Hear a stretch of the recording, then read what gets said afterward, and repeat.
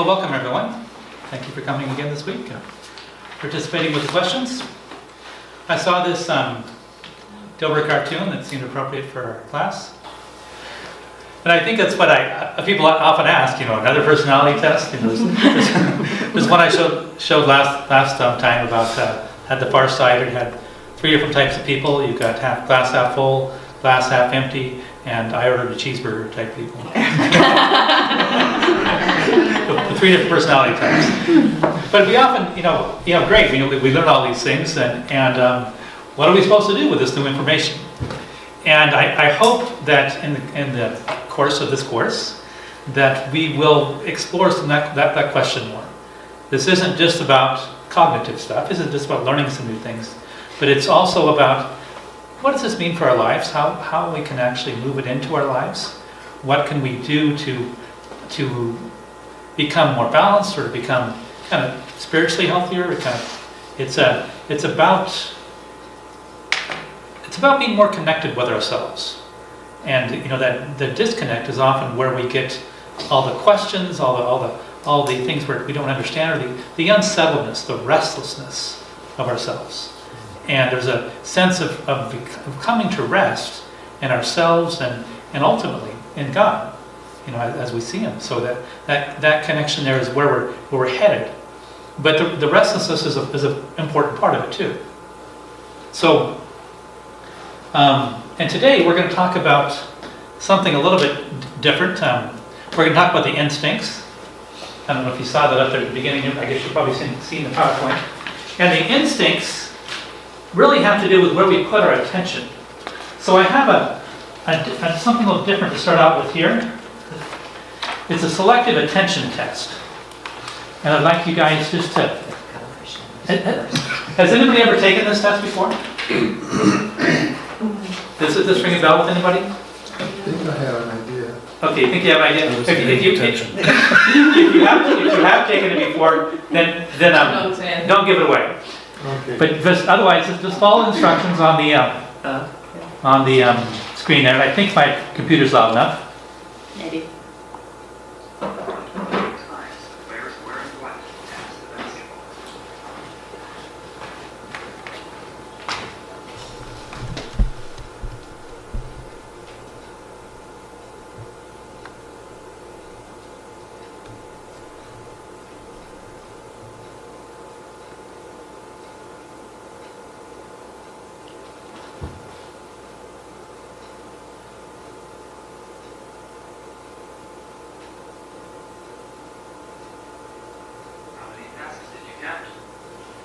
You want to stop it for a second? That's what I was going to say. Just push space bar. Okay, never mind. Alright. It's okay. Push play. Push play, let it go.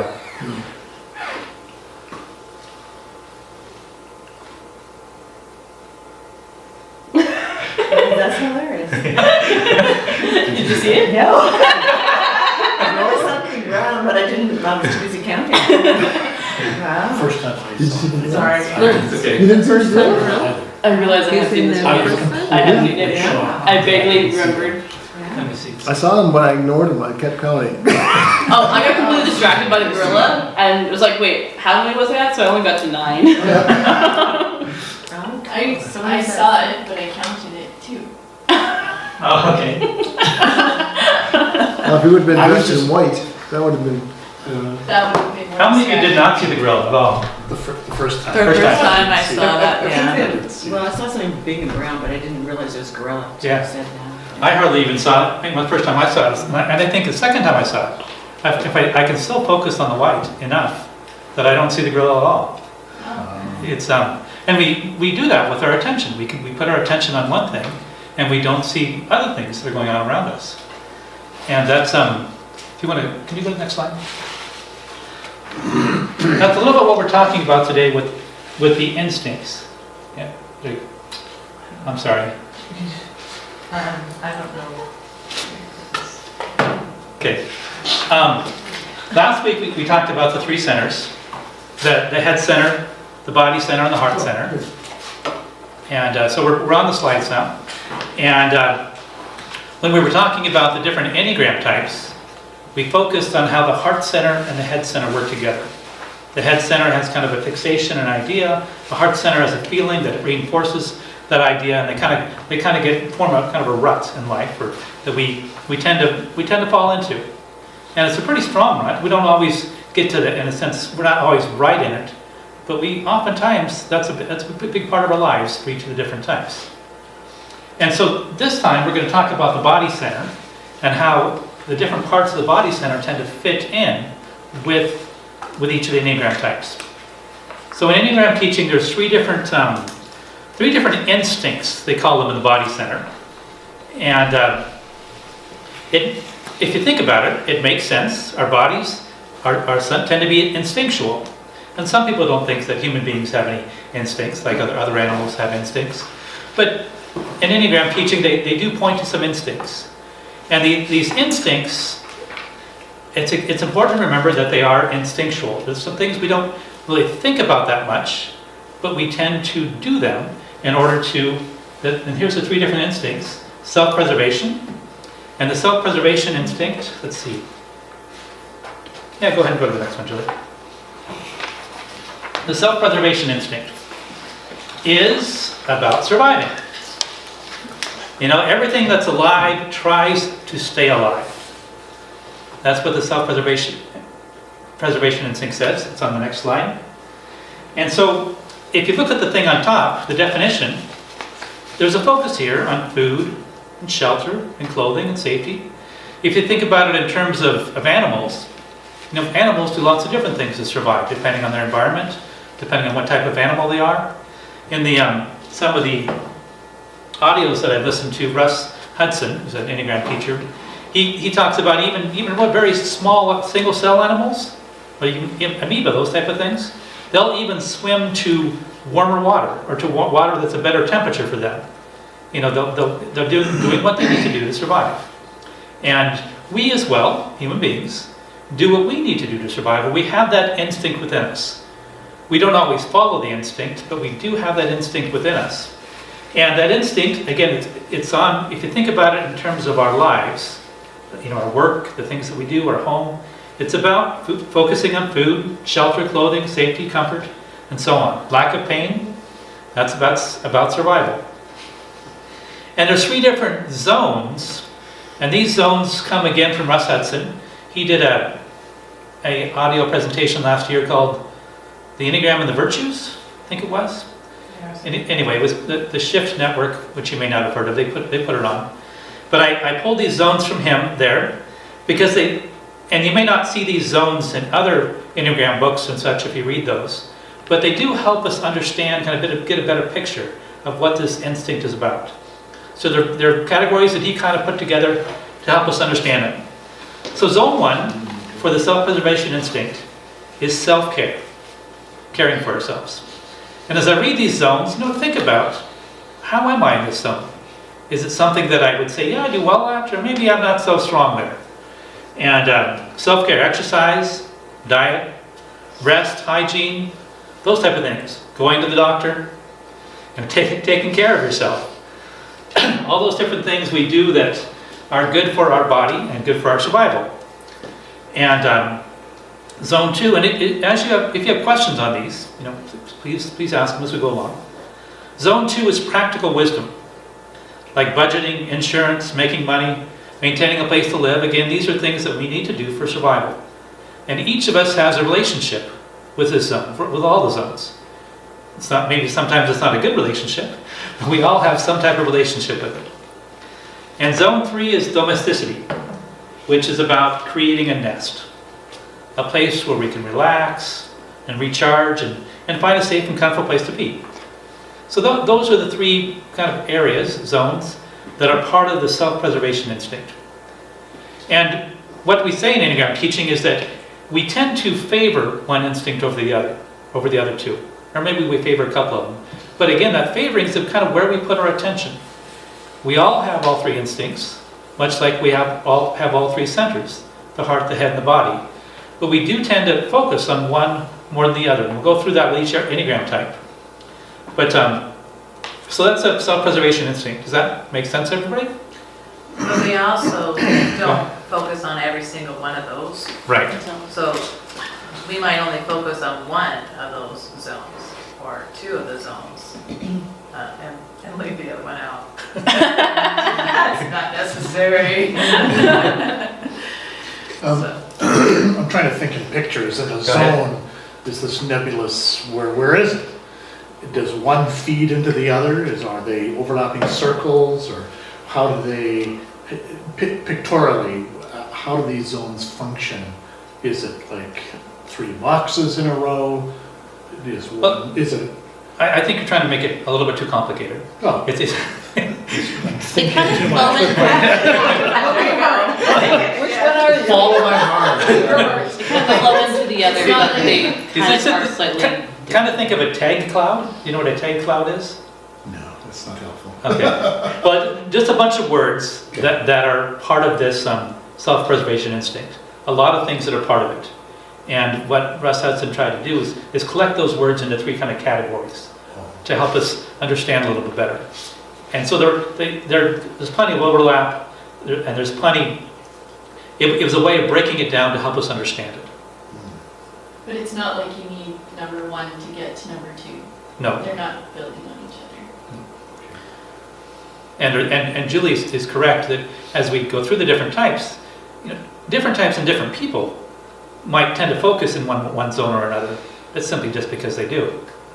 or there might be times when you've been forced to pay attention to A certain one. like a Or certain there might one. be a super self-preservationist and do all 3 zones. Yes, that's also true. And that is I know true. something. Okay. Any other questions on that? Okay, let's go to the next one. The next zone is called the sexual instinct. The next instinct is called sexual instinct. Sorry. And if you think about it, and it's good to picture this with animals. Animals have a self-preservation instinct. Every animal is born as a self-preservation instinct. And somewhere along the way, animals began mating, basically. And there was a sexual instinct was developed. And sexual instinct, usually people don't like that term, but they haven't found a better term. So we've come back to it because sexual instinct makes it sound like it's only about the sexual act. But it's not just about the sexual act. If you think about it with animals, a self-preservation instinct usually is kind of risk averse. It's things they do to make sure they survive.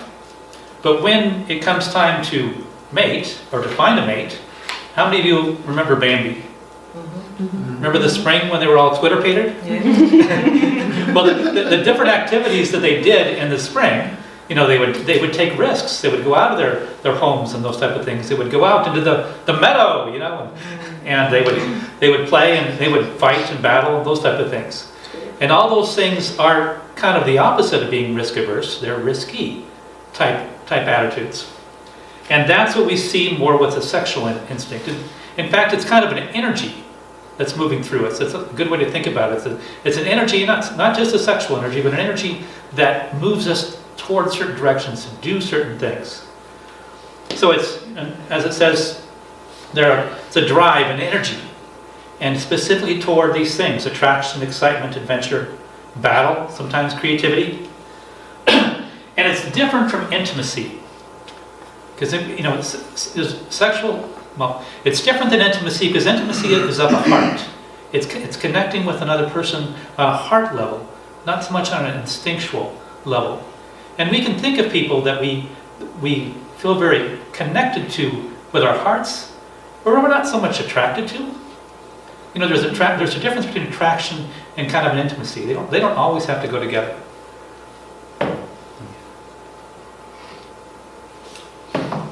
So the sexual instinct has 3 different categories, zones, areas.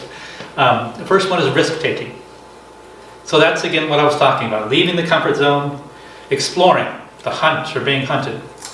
And again, you can think of these in terms of animals, but also in terms of people. What is it that drove us across the seas and across the wilderness and those type of things? Why do we continue to explore the unknown? It's that thrill seeking. Why do we want to go to the edge? And it's an energy that drives us there. Zone 2 is attraction. It's again part of this. Attracting and being attracted to. Who do we move toward? What turns us on? What type of friends or lovers do we normally have? And if you think about that, at our table here a few minutes ago, we were talking about what we normally do in a new work situation is we try to find some allies. Oh, some of us did anyway. We didn't talk about that. But as I was writing this up, I thought about, what type of friends do I normally end up with? What type of friends don't I normally end up with? And I think for most of us, we'll find that there's, as we've gone through different situations in life, we tend to find ourselves with similar types of people. And if you've had lots of different, boyfriends, girlfriends, those type of things, as well, oftentimes there's patterns in those. And the third zone is fusion. And this is about an extreme focus or concentration on a person. You can think of somebody falling in love with somebody else, or that there's that focus on them, the rest of the world kind of goes away. But it doesn't just happen to be for a person. It can also be for an activity, an event. Career. What's that? Career. Yeah. Well, a career is kind of a big, it's usually one activity in that career, one type of thing in that career. Okay. But again, it's something that you focus on so much, and in a period of time, not all the time. We never focus on one thing all the time, but you focus on it so much, and the rest of the world kind of drops away. Somewhat like we were focusing on the guys catching the ball, and we didn't see the rest of what was going on, or some of us didn't. Okay, any questions on that? Kind of get a picture of that energy, think about it in your life, and again, think about those 3 different zones. What's your relationship with those zones? Are they something that you do you do this quite a bit, or do you not do it very much? Are you a risk taker or thrill seeker, or not so much, and so on.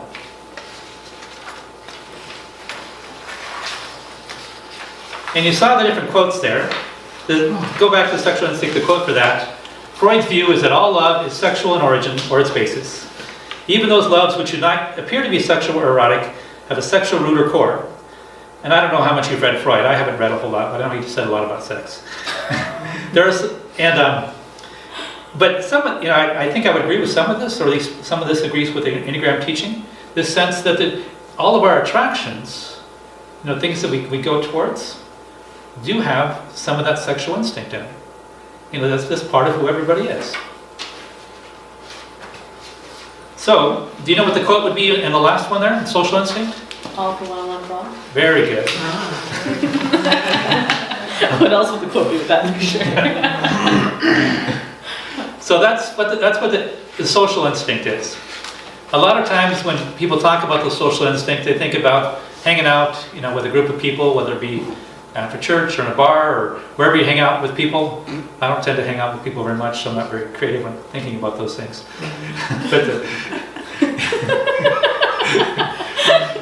But it's not so much that. It's not so much meetings or parties. It's the instinct for the survival. When the instinct for the survival of others becomes at least as important as the survival of self. And again, thinking of animals, that showed up when animals started having children. That's when, children are the reason that we will sacrifice. A lot of people sacrifice. That's where kind of the sense of beginning is this, having a child, the survival of that child is as important to the parent, not to many parents, as their own survival. Unless they're turtle. And, well, What are you talking about? yeah. And There's so a few animals that eat their young. Yeah, and some animals eat their young. So some animals don't have this social instinct. And not animals do. Not all animals do. But in human beings, it's often about the young. Why do we gather in groups? Oftentimes those things are for the young. But it's also, we can see it in terms of organizations. When it's important for your organization to survive, for the people that you're with to survive, just because your survival depends on that as well. So it's it's again this idea that I want to be with a group, I want to be part of a group or part of at least a few different people, because their survival is as important as my survival. And so zone 1 and the social instinct is the ability to read others. And we're all doing that right now, a little bit, if we're not too tired. We're all having a sense of what the other people are feeling or what's going on in the room here. If you think about it, when you come into a room and everything's silent, most of us don't start making a lot of noise because we can tell some of the mood of a room, that sort of thing. And when you're talking with somebody, they say 80% of communication is nonverbal. And what is it if it's nonverbal? What are we doing with that other 80%?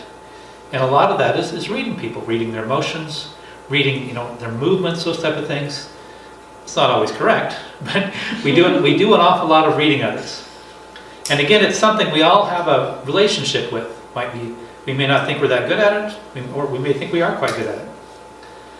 Zone 2 is building relationships, creating bonds, affiliations, connecting, nurturing relationships, networking, those type of things. Doing what needs to be done to keep a relationship going or to create a new relationship.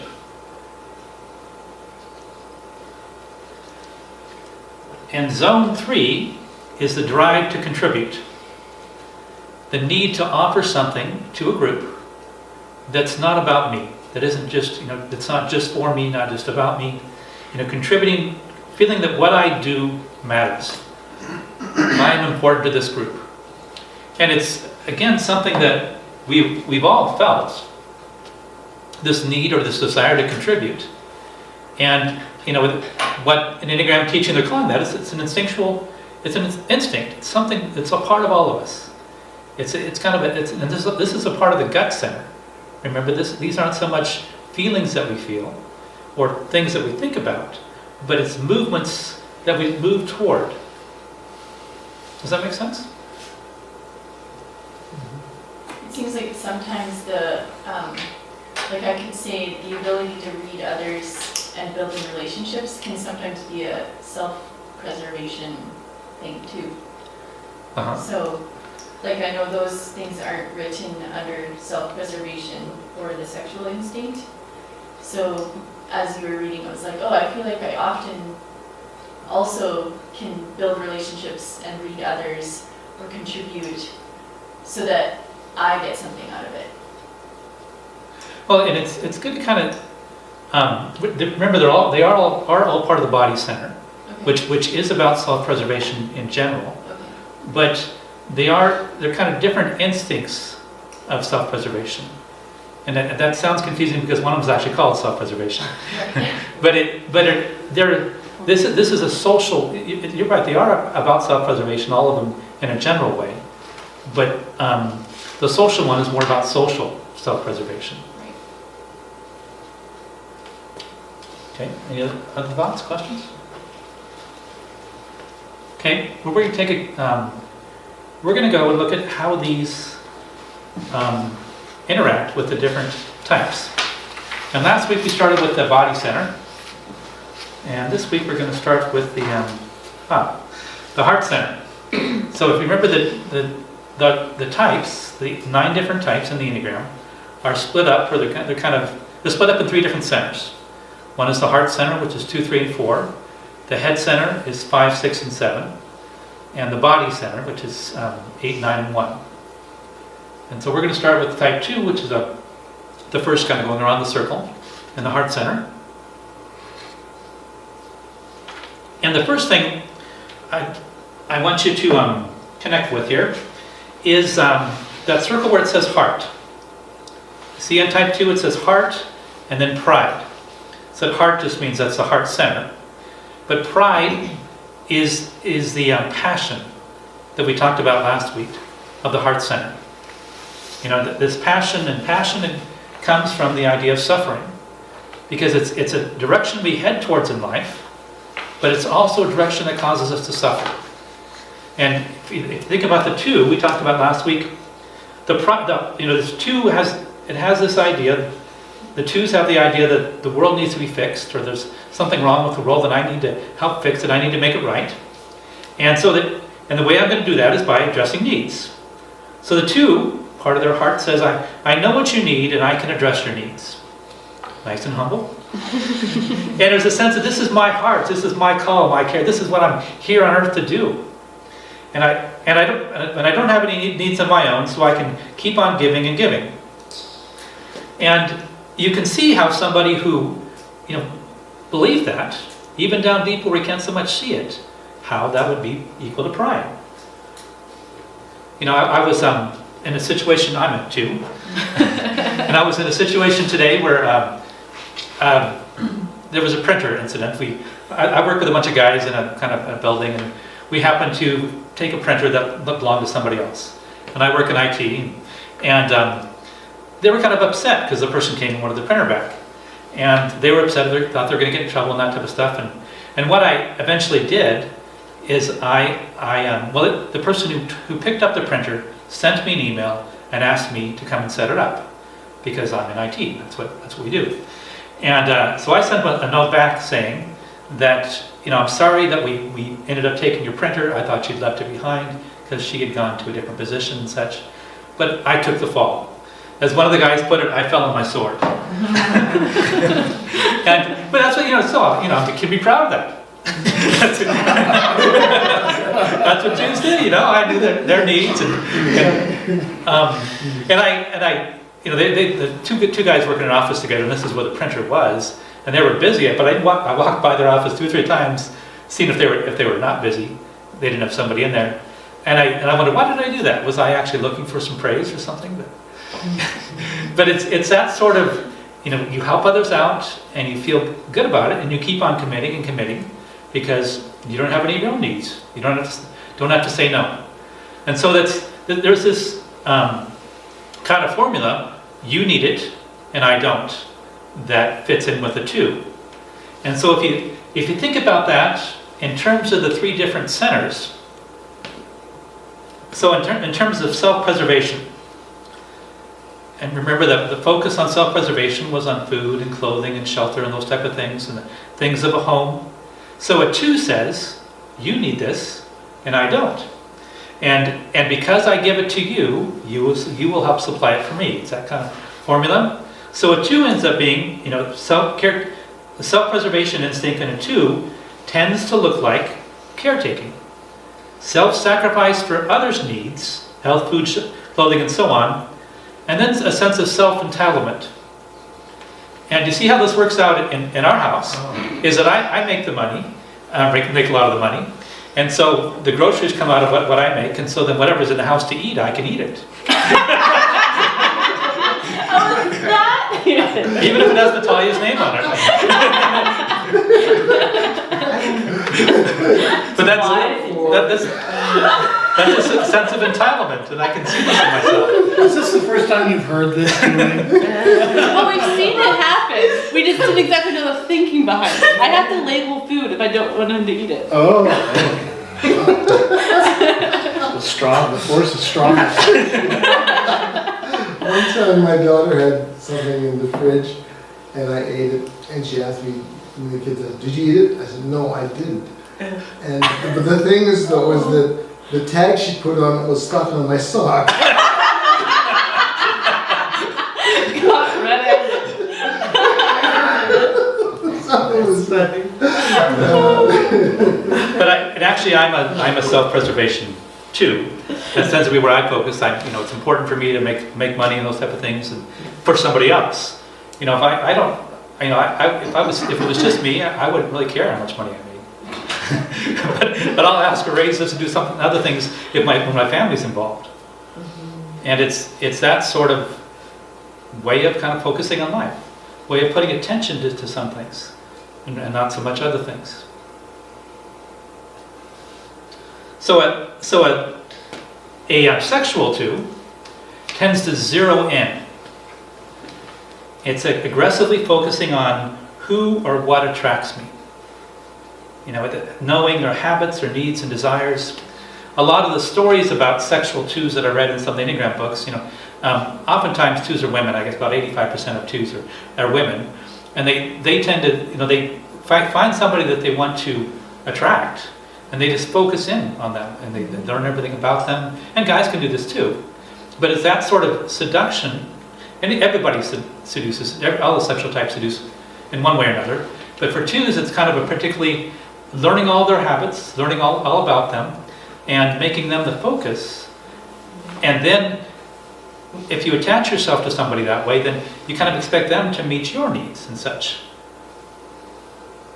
So it's you see this pattern of pride as in terms of this what we have right here, and how it works itself out with each of the different instincts.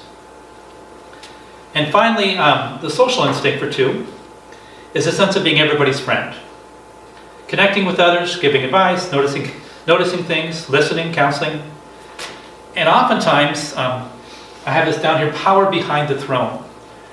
That's one of the things that they say that often happens with 2s, is they don't want to push themselves out to be the kind of the front runner, but they'll be the person who supports them. You can think of the secretary, the administrative assistant, who knows everything in the office and does everything, but they're not the head. They want to be kind of the power behind the throne. And again, there's this sense that the person on the throne will take care of them. They can just kind of connect with them, and their needs will be taken care of. It's kind of getting my own needs met by meeting other people's needs. That's the consistent pattern that you can see with 2s. And as we talk about these, none of these sound very good, probably. I mean, we can see issues with all of them, and none of us are kind of do all of them, and some of us do some of one and some of another. But as we see the different patterns and however much they are in our lives, we can then begin to see direction for growth. So why don't we take a break now? Let's take about 10 minutes or so, and then we'll come back at 10 after. So, sorry, is it too like a self-sacrificing sort of person? Yeah, self-sacrificing person. I don't know if you remember last year that we watched some TV. Yeah, the 2 was the lady that went to Asia for her friend's son that had died. Oh, yeah. And she said, that's the type of thing I do all the time. Yeah. She took a trip to Asia for this friend. It didn't even sound like it was that close of a friend. But it's that much self-sacrificing. Her life was about doing things for others. And it sounds good. Isn't that what Jesus did? Isn't that what we're supposed to do? But there can be, the passion in there, in a place of suffering, is pride. Because we feel like we have to keep on doing these things. I can't say no, because it's important for me to be able to meet these needs. And I can't show people my own needs. That's where the shame that we were talking about comes in. It's I'm ashamed of my needs in a way. It's something I don't want to show to others. And so they're paradigms within which we live, ways that we kind of view the world. And back to the thing I said at the very beginning, what good is all this information? He said, now that I know that so-and-so is angry and so-and-so is boring, what good is this information? Well, to some extent, it doesn't help us until we can see the paradigms that we're in. Because we just keep on doing the same things within these paradigms. We might get a little more knowledge and see our problems better, but until we can see what we're actually kind of caught up in, until then we have a hard time with real change. Okay. So moving on to type 3. If type 3, remember from last week, is about efficiency, efficacy. Kind of the picture that gets in the mind is the idea of I've got to achieve, I've got to do things. And the passion in the heart for this is called vanity. And the reason I have that exclamation point there is to remind myself that last week I called it deceit. And kind of the Enneagram teachers kind of go back and forth on those two things, but I'm following Russ Hudson's work right now. So he says deceit's more like something you do with your mind. The mind deceives, the heart feels good about it. Or, the heart is, again, here the vanity, this idea that I am my successful image and performance. I'm a human doer.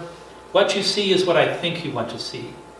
And if you go back kind of in Enneagram history all the way back to the 7 deadly sins, which actually come from a fellow named Evagrius. Evagrius was a mystic back in the 2nd or 3rd century, a Christian mystic. And he actually came up with 8 different patterns of sin, as he called them, in our lives. And one of those was vainglory. The other 7 of them are also around the Enneagram, with the exception being fear. Fear wasn't part of his original 8, but that's we'll see for point 6. In any case, vainglory, which is the sense that my value is in the glory of what I do. I do, and therefore, I want to get, this is where my value comes from.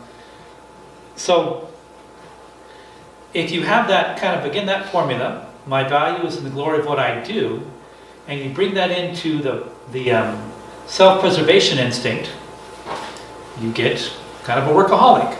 And again, these names are not so much labels, but they're just ways to help us understand. And you'll find in Enneagram books and such, they use different names for the different types. And it's important not to kind of, you see a label as a box or a name as a box, you have to be this way. It's just kind of helping us to see what the different types tend to lean towards, what it begins to look like. Give you some ways to describe it.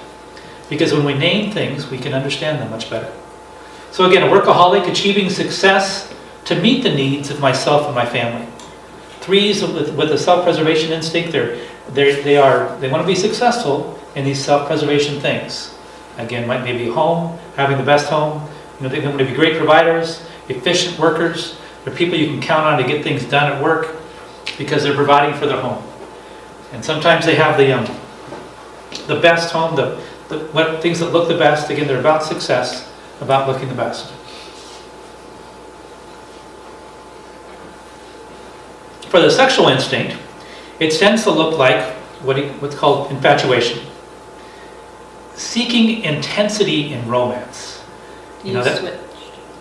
What'd I do? You went to the 4. Oh, so you're right. Sorry. Thank you. That's why I get for putting them 2 on the same page. So, rewind. I didn't catch that. So a 3 tends to be about a great catch. I want to be the best catch. I want to be the most attractive, the best in my area of interest, the most creative, the most charismatic. And again, you can look at the different zones that we talked about, and you might be strong in one or not so much strong in another. Julie, when she's a 3, and this is where she tends to fall, being the most attractive. Good one. Good. And she also sees it. That's her 2 meaning his need to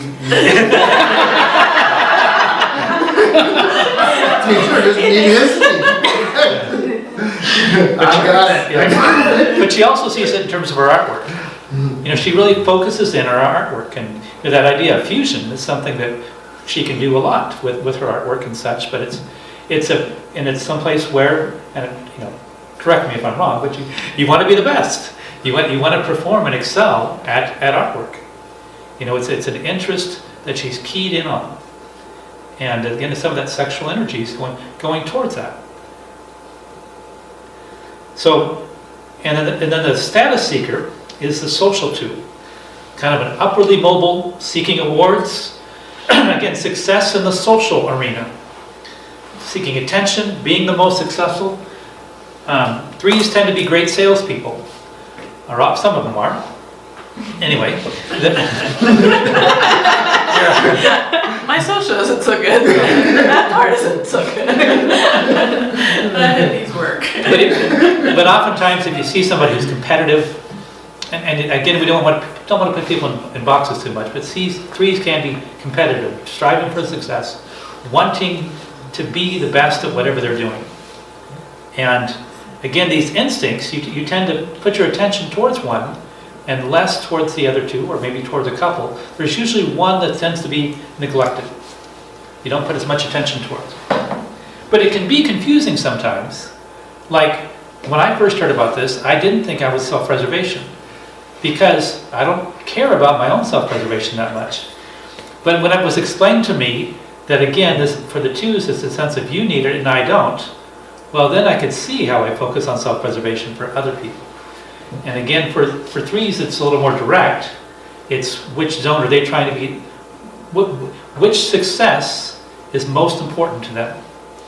You know, the kind of the self-preservation success, the sexual success, where it's about something you really like a lot, you're attracted to, or the social success.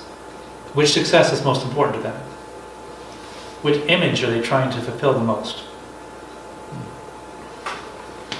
So type 4, well, first of all, any questions about type 3? Does Julie have anything she wants to add to that? About herself? Well, you know, when it comes to it, you know, a lot of times I've always looked at the 3 and thought, you know, I don't really feel like I fit with a lot of the description of the 3, but some of it is what you think is important, and I thought being a mother was really important, and you know, when I was a pastor's wife, well, that was a really important role. So I would learn really well to do those things that I was doing. So like I read books about parenting, and you know, to be a really great mom or whatever, you know. And so it didn't, you know, I didn't think much of business. Go figure. I'm an artist in my own business, but you know, that wasn't as important, you know, as actually doing the art, or you know, I've had to learn a lot about, you know, marketing or whatever, and I try to do that better. But you know, and I will focus in on this area, and then I'll focus in on this area, and so I would work really hard. I don't know that I'd do it like the self-preservation workaholic, but just 3s in general, they just do and do and do, because that is just part of, and they like to not just do, but they like to do it well and efficiently, and it's got to be done quick. And well, that's going to take too much time, so we have to do this, you know. So Efficiency is huge, eh? efficiency is huge. Would you ever, like if you see someone else say being the most, like the best in your area of interest or whatever, if you ended up seeing someone else who was doing well, would that make you work harder, or be like, I'm going to go do something else? Well, it's been hard at shows to let it. These are art shows. These are art shows. You know, so like I think I do pretty nice work, but sometimes it's like, okay, fine, I don't do weird enough work or something, because they sell things and I can't seem to sell things. It's like, how on earth did that person sell that thing? And it's like, I don't even know why they sold, you know what I mean? So it's easy to almost get the comparison thing going and feel down about it, and I can, because one of the things about this vainglory thing is we need people to say that we're wonderful. Right. Well, if they're not buying my stuff, they must not think I'm wonderful. And then I can go down that spiral of, Right. you know, so I have to remember that that's not me, and that's, you know, just because I work really hard, it's not me. You know, what I do is not me. You know, and to separate myself, and then I can handle it, and I don't have to go hide in a corner. But it has stopped me sometimes from Well, I was just doing thinking something. about like I don't know if I'm a 3 or not, so whether it applies, but like certain things that I've started doing, and you know, been like, oh, I'm pretty good at this and I'm gonna get better. But then it's like, oh, there's all of a sudden I noticed all these people doing this, and they're pretty good at it. So I think I'm just gonna go do something else that's better or more unique or something. Anyways, that's just what that was making me think about. I don't know what it means. 3s might tend to just work harder. Are there any talking about being a good pastor's wife? Well, there's plenty. Is there? Yeah. Probably. There's, It's a book for There's- everything. That's gotta be a hard job. well, yeah. Yeah, The hardest thing, because you are in a fishbowl and everybody sees you, right? So, You have to fulfill lots of expectations. yeah, and you have plenty of your own too. And you That's think true, you, too. because you think this is your job or whatever, and well, it's not you, but it's just, yeah, it's not, I'm happy you're not a pastor anymore. I don't have to talk to everybody. I can go home. Let's leave the church. Not talking today. Go talk to the pastor's wife. You had to talk to the new people. You had to make sure that we weren't all upset with other people. We would you know. be for like 2 hours before we went home. So all the Oh, kids no. just learned how to go home on our own. Right, don't get started on being a pastor's kid, right? So See what you did with that was their passion, how they suffered because that was.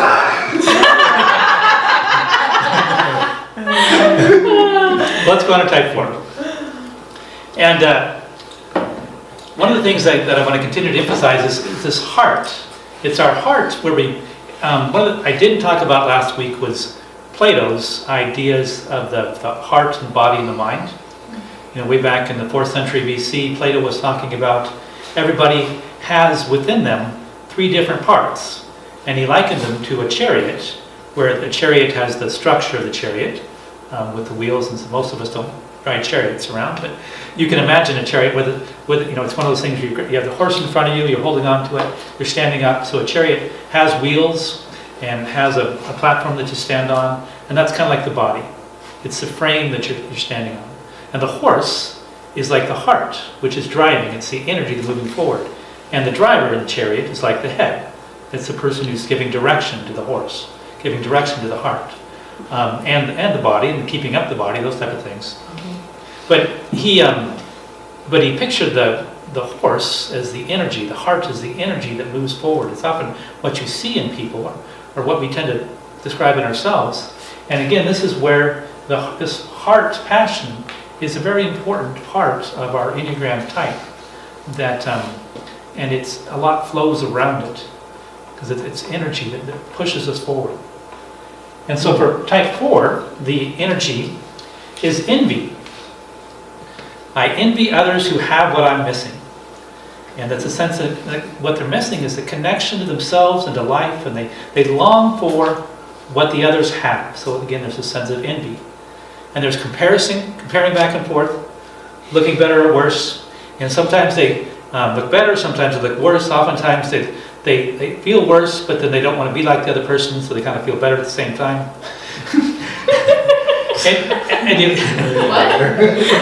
I'll explain in a second here, because I happen to, what Russ Hudson said about the 4s and envy in his talk, I wanted to read some of that, just to kind of give us a sense of what this is about. We have a couple 4s here, and this is what he says. The 4 passion, it feels like I'm missing, the 4 passion of envy feels like I'm missing something in my core. I'm missing this depth. Like I'm missing this sense of beauty and intimacy and connectedness with life that other people appear to have with no problem. They look like they're doing fine. I think there must be something wrong with me because I actually feel this kind of deficit. And he says,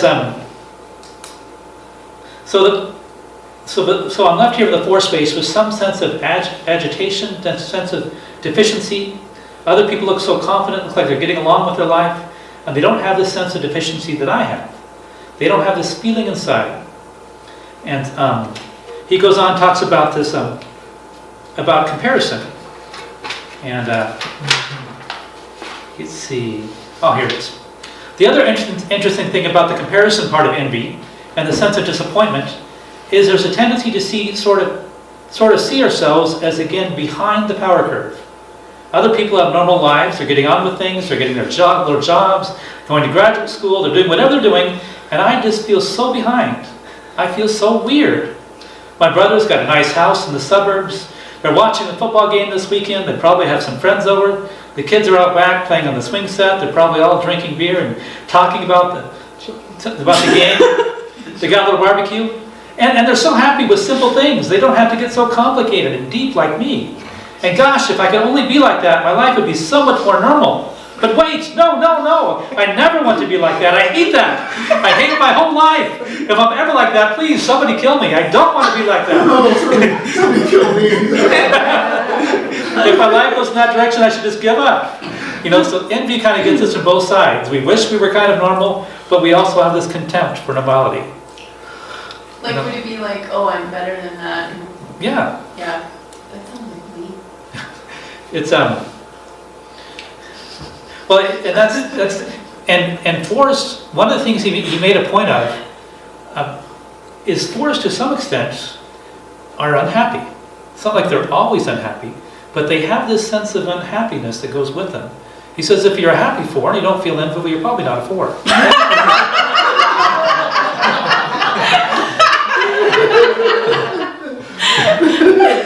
And he says another signifier of the state of envy is that we're not afraid of the emotion of hatred.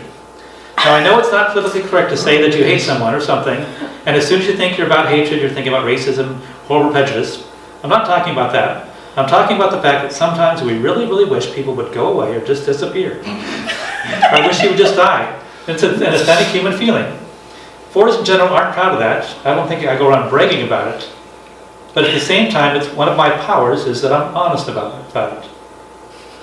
And it's anyway, he just talks about a lot about fours giving the picture of that envy of going back and forth. It's an envy that puts down and lifts up the four.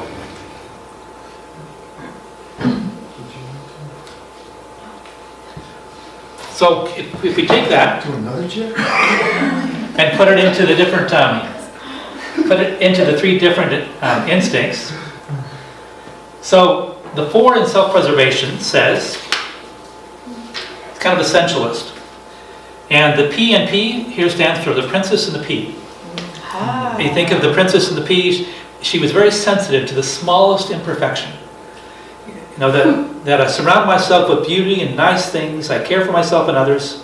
I care for myself because others, or as others, do not care for me. They don't get me.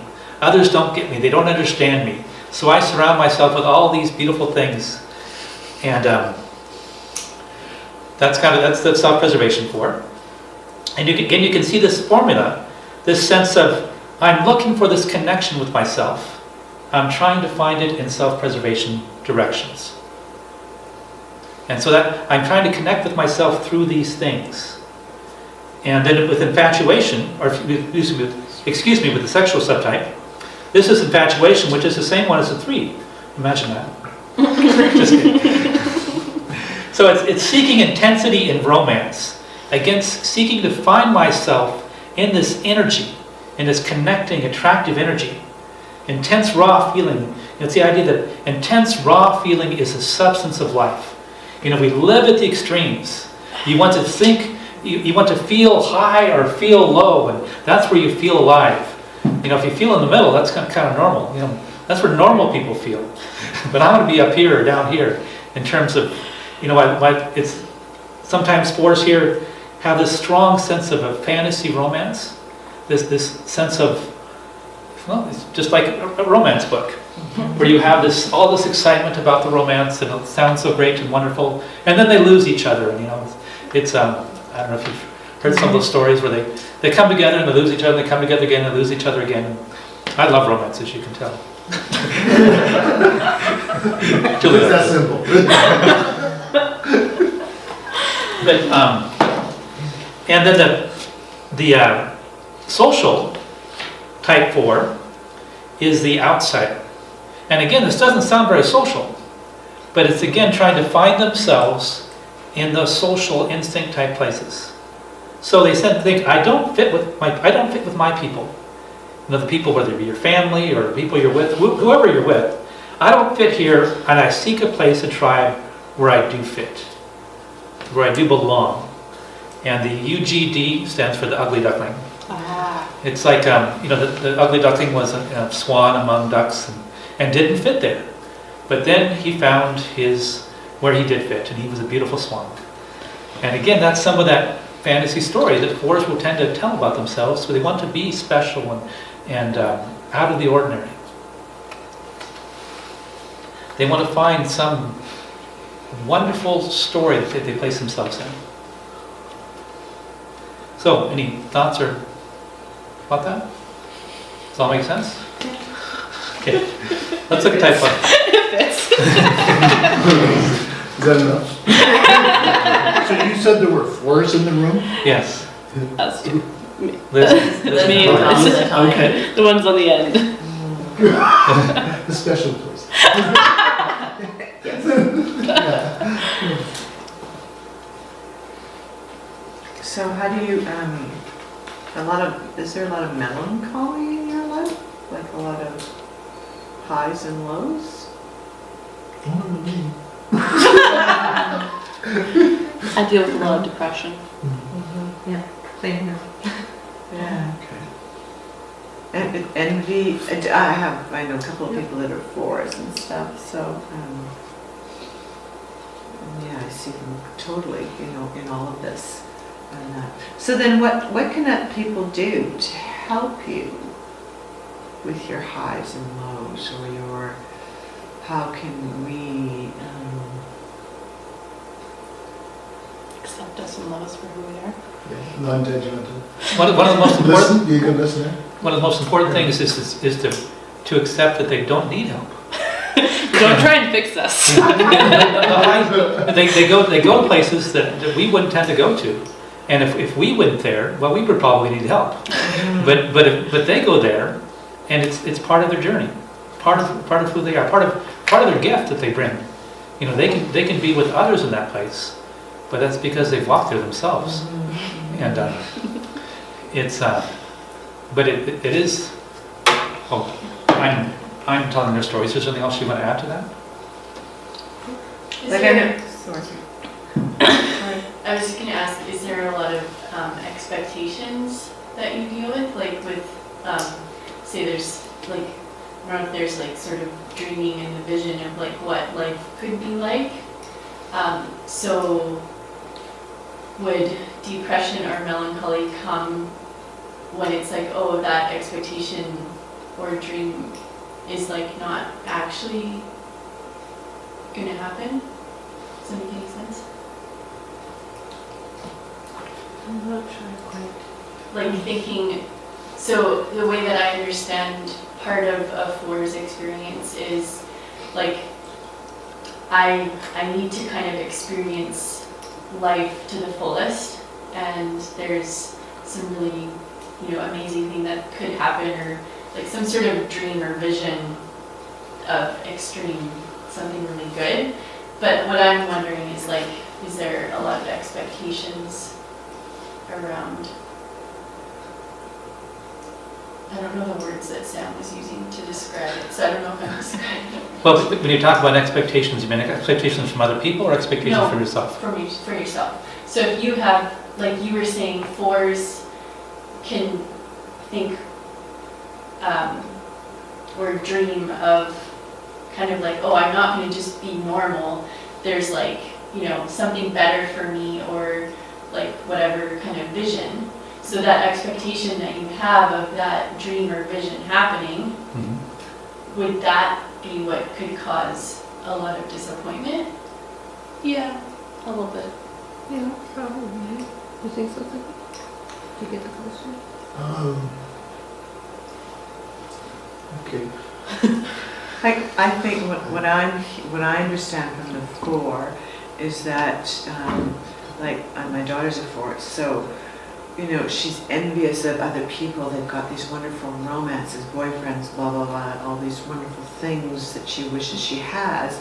And then when she has them, it's like they don't meet her expectations, and it wasn't what she Well, thought if it you're was gonna be fantasizing something like. for a long time and you finally get it, there's no way it can actually live up to your fantasy. Because your fantasies are like, it could be I wouldn't say anything. it's a fantasy, it's just more a design. Well, yeah. If you're thinking about something, you think about it, you Yeah. think about all the expectations. And then when you reach that, reality kind of can't always meet Meet up up those to. expectations. Yeah. And sometimes 4s will even push people away. Sometimes it's when somebody gets too close, they're afraid that somebody's going to leave. Abandonment is kind of at the core of what the 4 feels. And so they'll anticipate the abandonment and push the other person away first. So then the person, they don't feel abandonment because they've done it first. It's not a very particularly effective way of doing things. But all the different types don't have ineffective ways of doing things sometimes.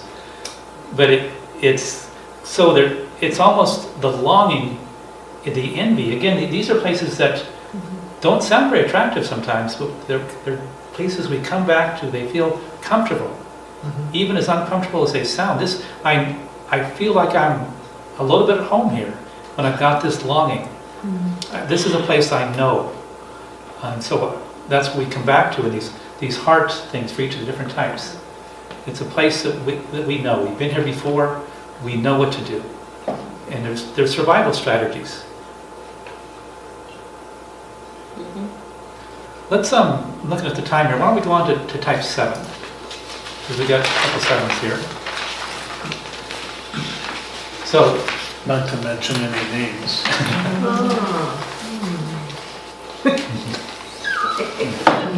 So all the guys except for me might be 7s.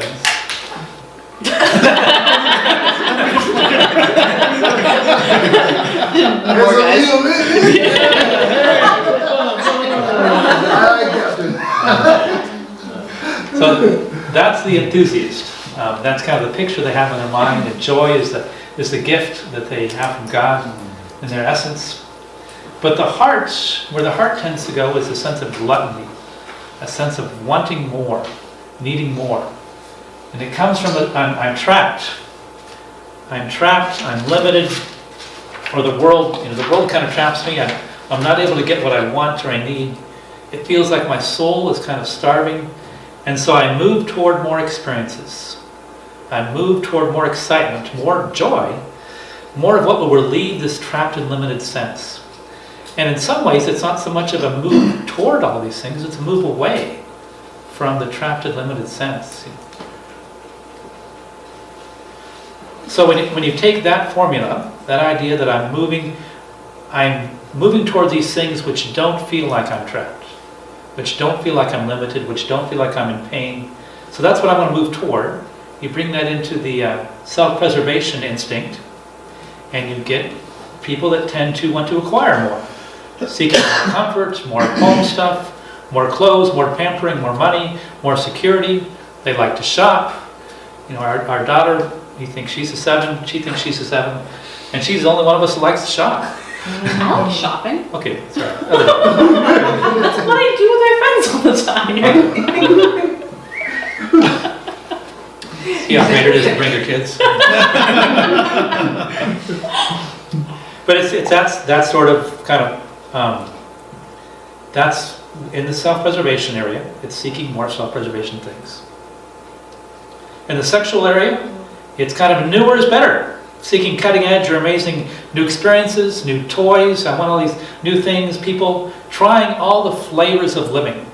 These are people who sometimes like to travel, and they have this experience and have that experience, or they want to get new things. They've got a drone, that they're flying around, or they've got solar energy, or whatever kind of new toys that they're playing with. Can be all kinds of different things, or the extreme sports. They want to try these different things. And that type of thing. Newer is better. And it's a sexual energy that's brought together with this sense of gluttony, the sense of wanting more. And the social energy there is what I call the uncertain idealist. And they're committed to the best ideals of humanity.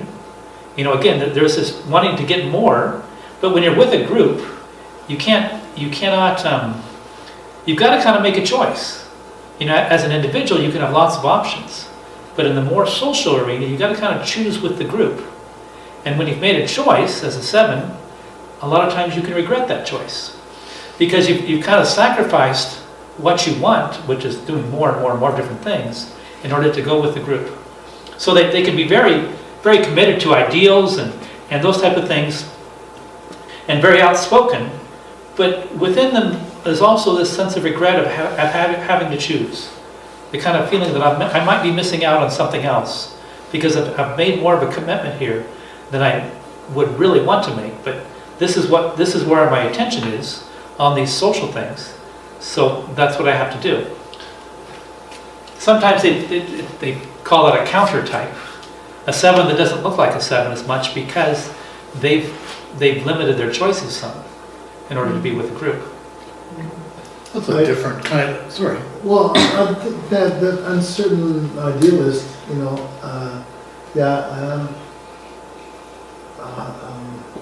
committed to the best ideals of humanity, and really disappointed when I don't see it in others. I speculated from. Really disappointed, like it just stops me in my tracks. I don't know. I just can't get over it.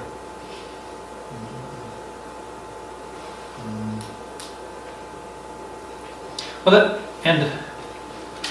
I mean, it's important to kind of paint that up for yourself. I mean, that's your relationship with the social, at least part of your relationship with the social. That these ideals, which are very strong within you, and as you say, you find yourself hardly able to get over when people don't live up to those ideals. Yes. So. Is that kind of like a one? I mean, my answer would be yeah. There's some sense of one in there. If you feel like there's judgment, a sense that people need to be fixed, or that there's kind of a wrongness about this, and there's a sense of responsibility to correct it. Yes. And 7s do go to 1s, as we'll talk about in a later session. But that's where 7s go toward 1. Unhealthy. No, it can be healthy or unhealthy, but okay. actually, it can be unhealthy, it can be healthy or unhealthy. Oh, good. Yes. But it's one of the other types that's got a direct connection to the 7, the 1s. Yeah, I relate to that. Yeah. I'm not sure of the context in which you're thinking, but I don't know if I really recognized it until it was happening. I didn't see it until somebody said, you know what I'm feeling about that? And it's a self-awareness. Yes. Like I can see all kinds of people who are 4s. And I could name their names. But 7, and I know I'm kind of more geared towards 7. I have a hard time seeing it somehow. And maybe that's because it's just almost too close. But I know I feel these things intensely, but I don't know if I could name it. That this is what's happening to me, and this is why it's... Getting a vocabulary for it. Yeah, a vocabulary for feeling that, in your example, when the ideal is not met or whatever, it's just like, like it's a hard struggle for me. But I enjoy being a 7. Like in the last course it talks about embracing the good things, the fun, the things, the stuff that I do, people that I see, enjoying them, I enjoy it. I enjoy it as well, but I don't always have the vocabulary to say, oh, this is how to describe myself and what I'm feeling right in this moment. But other people can say, oh yeah, look at that guy. He's a total 7 because he's doing this and this and this. Where I find that harder to do about myself. One of the ways they describe the Enneagram is as a map of our inner life that helps us to see where we're at and help us kind of to get a description of the things that are around us, the things that we do inside. And when I heard something recently which sounded kind of backward. I don't know if you're familiar with the old maps of the New World. You maybe remember from a history book where they kind of had Europe and Africa drawn around, and then they had the Atlantic Ocean, and maybe the coast of North America, and maybe the coast of South America. And they might have said, here there be monsters. And turtles. But the Enneagram, to some extent, is like that. It's not a perfect map, but it gives us a good start. You know, it gives us a lot more than what we would have if we didn't have something to describe some of these things. I mean, it's not going to tell me what to do with my life. No. Unfortunately, no. And that's kind of one of the things I do like about it, because I've been told what to do with my life any number of times, and I'm like you. I've gone for years trying to figure out, should I be in ministry or should I be in computers, and gone back and forth 3 or 4 different times. You know, taking my family back and forth to Chicago, and you know, and I read a journal entry from 15 years ago or 10 years ago that talked about the struggle in my life a few weeks ago, and I was reflecting to Julie, and I said, I'm sure glad I got that figured out now. Because I don't, I still feel the same struggle. But it's, you know, the Enneagram does help me accept that as part of myself. That, you know, I struggle.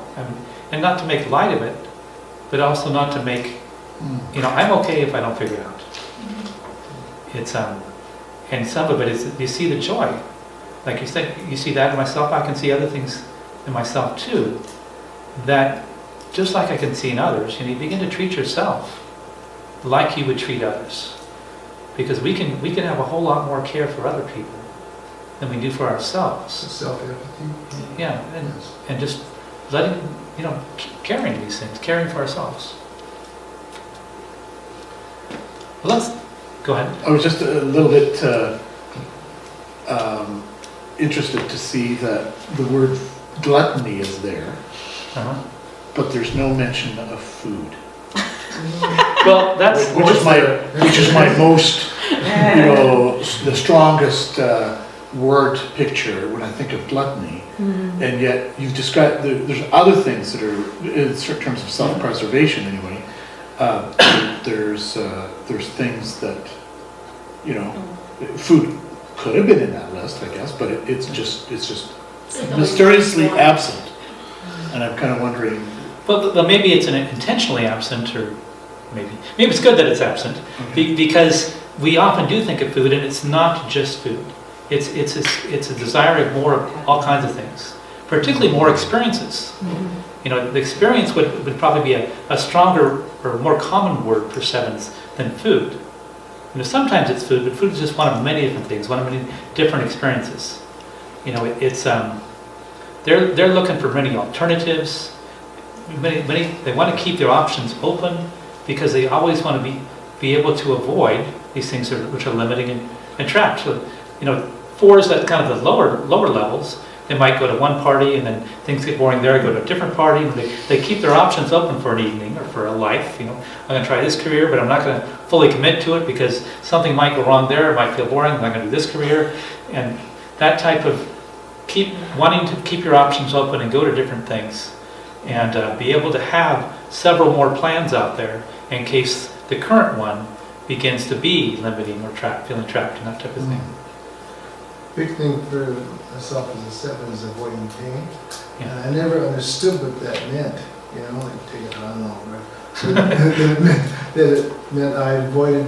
I want to be here, but I don't want to put the work in. I want to avoid the pain to get there. In my head, I'm already there, but I don't want to put in the time to work to get there. I want it to come natural rather than put in the pain. Go through the pain. Yeah. Which is... We gotta talk, man.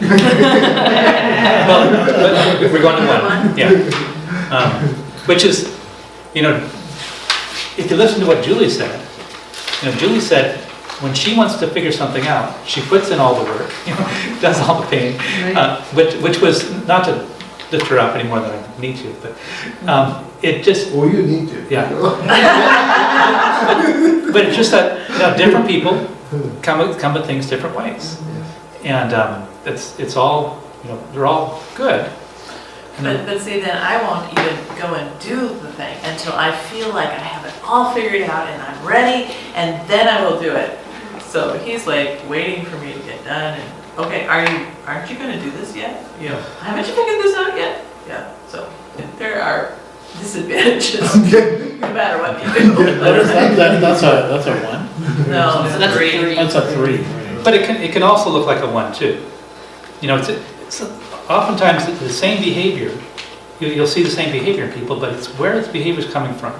What's motivating? What is the particular focus of attention or the story they're trying to live out that kind of produces the behavior? So let's go to type 1. So that's goodness. That's what the kind of the gift is a goodness, the face of God that they portray. The perfectionist is where they tend to end up sometimes. This kind of fixation on being perfect. The world is broken, I need to fix it type thing. And where the heart goes in reinforcing that story of being a perfectionist is frustration, resentment, annoyance, those type of things. You know, the world is not good or right. And this is, you know, what that Lindsay asked if what you talked about felt like a 1, I think that's for that. Because there is a lot of frustration that people just don't get fixed, or that things are continually broken. I don't live up to my expectations. The world doesn't live up to my expectations. And what comes from that is a sense of anger. An anger that motivates towards things like control, improvement, fixing, trying very hard to do better. In several of the books, they talk about ones, what they want on their tombstone is to say, you know, I tried. I give up. I tried, period. But because there's this energy to keep on trying to do things. And so in its self-preservation, that, you know, you can see how that plays out. They want tight control, even obsession over things like health and habits and budget, diet, home. So it's all the very best. My mom says that she's a 9, but a long time I thought she was a 1 because she's got several different kind of health kicks over the years, and she's taken pills or you know, been a vegetarian or been a vegan, all different things to have the very best health. And she goes very, very, very far in those directions. You know, mixing her food in a blender and different things. And it's all green. This isn't good smoothies or green smoothies. Kale smoothies. Yes. And she's come off with some of that, but it's that sort of what seemed to me a bit obsessive in that direction. And it was a self-preservation direction. But it's that type of kind of control, very important that we keep these things as they are. And they might, you know, money might be very important to us, self-preservation 1. And one other thing about self-preservation that I've been meaning to mention, oftentimes the self-preservation subtype, these are called subtypes or instincts, they tend to be more introverted. So people who are introverts often connect with that self-preservation. Not all the time, certainly. There's plenty of introverts that are sexual oriented or social instinct oriented, but it's easier to be alone or without others at home.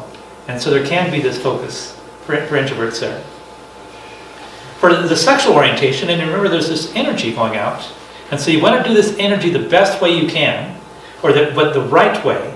And so there's a sense of chivalry, you know, seeking the highest standards, the highest class in attractions and interests. You can think of the movies where you have 2 guys that are kind of sword fighting to impress a woman or something like that, and the one that's very classy and defeats the other one without any hardly effort and looks down his nose at the other one. That kind of, you know, he's got these high standards of the way things should be done. It can be competitive, but it is a sense of you know, just that picture of I do things right, you know, and other people don't necessarily do them right.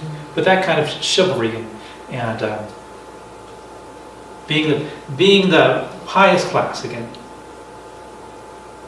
And finally, the social one is here's one we're probably more familiar with, is the sense of crusading. Focusing on righting the wrongs of the world, fixing society, those type of things. Ones lead a lot of charges, because they do have a good sense of what is right, where injustice is, those type of things. And, you know, it's interesting, you may see yourself, like Tuppy was talking about, in the social arena, but not so much in your type, or what it talked about for your type, but that's a good way of identifying which instinct you tend to put more emphasis on. And we're gonna meet again with the different types, like Rick was talking about. But I did just want to finish up, because I don't think we'll come together after that, and let you guys leave if you need to leave. But in terms of growth for the instincts, what they say in Enneagram teaching is to put, it's not so much getting better at what you're doing, but to put some emphasis on what you're neglecting. And so if you feel like you're a social type, or then it might be good to put some emphasis on the self-preservation or the sexual instinct, and so on. So if you look at these, try to kind of stack them up. Which one do I do the most? Which one do I put kind of a second amount of emphasis on? And which one do I feel like I put the least emphasis on? As far as the instincts. Yeah, as far as the instincts go. Okay. Because this is part of kind of the Enneagram types. Each of the Enneagram types has 3 different instincts. So like I would say I'm a self-preservation 2. Julie would say she's a sexual 3. And that type of thing, just to again help you see yourself within the different types. And so I thought, since we've got 2 4s and 2 7s and a 1 and somebody, and Lindsay's not quite sure, I wondered if you and Tammy could meet together and just talk about what you've seen, how you see yourself in your type and in different instincts, if you can, or just how you kind of related to some of this. Which instinct do you feel like you relate to? And if you're not sure about it, that sounds perfectly great, because we've only been doing this for a short time. But this is some of the things where you feel like you connected or didn't connect, and you can say, I'm not this for sure. So could we do that just to kind of finish up? Just go to different. Yeah. So I'll let you guys figure these things out. Do you want me to come in? Sure.